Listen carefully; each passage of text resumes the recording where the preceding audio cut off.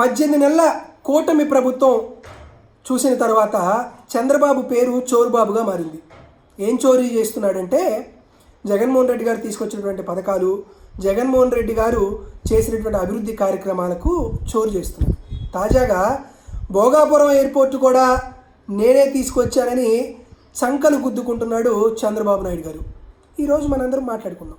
అసలు భోగాపురం ఎయిర్పోర్ట్ అనేది నిర్మాణం జరగడానికి ఎవరి పాత్ర ఎంత, జగన్మోహన్ రెడ్డి గారి పాత్ర ఎంత, చంద్రబాబు నాయుడు గారి పాత్ర ఎంత ఒకసారి ఆలోచిద్దాం. భోగాపురం ఎయిర్పోర్ట్ నిర్మిస్తుంది జిఎంఆర్ సంస్థ. ఈ జిఎంఆర్ సంస్థని సెలెక్ట్ చేసింది జగన్మోహన్ రెడ్డి గారు. ఎప్పుడు సెలెక్ట్ చేశారు? జిఓఎంఎస్ నెంబర్ 18 ద్వారా 30th March 2020 సెలెక్ట్ చేశారు. దాంతోపాటు వాళ్ళకి లెటర్ ఆఫ్ అవార్డు ఎప్పుడు ఇచ్చారు? 13th April 2020 ఇచ్చారు. ఈ భోగాపురం ఎయిర్పోర్ట్కి కావాల్సినటువంటి భూమి ఇచ్చినటువంటి పేదలకి R&R ఎప్పుడెప్పుడు ఇచ్చారు? 22nd July 2020, 12th August 2020 వారికి R&R అప్రూవల్ అయింది.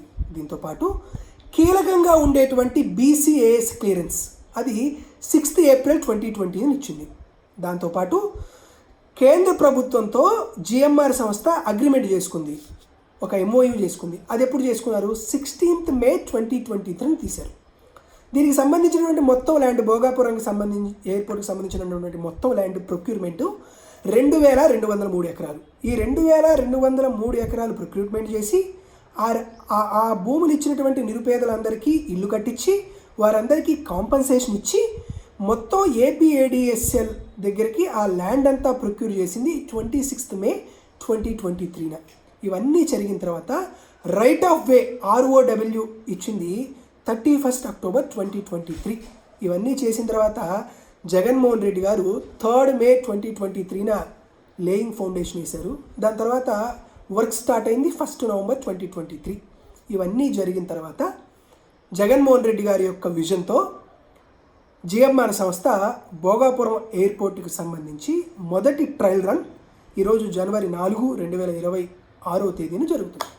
వీటిలో ఎవరిదైనా కీలక పాత్ర ఉందంటే, భోగాపురం వైభోగపురంగా మారాలనేటువంటి ఆలోచన ఎవరైనా చేశారనంటే, ఉత్తరాంధ్ర ప్రాంతంలో ఒక అత్యుత్తమైనటువంటి గ్రీన్ఫీల్డ్ ఎయిర్పోర్టు దేశం గర్వించదగ్గ స్థాయిలో ఉండాలని ఎవరైనా ఆలోచన చేశారంటే అది కేవలం జగన్మోహన్ రెడ్డి గారే. దానికి సంబంధించినటువంటి అన్ని రకాలైనటువంటి జీవోలు, ఉత్తర్వులు వైఎస్ఆర్ కాంగ్రెస్ పార్టీ దగ్గర స్పష్టంగా కనపడుతూ ఉంది.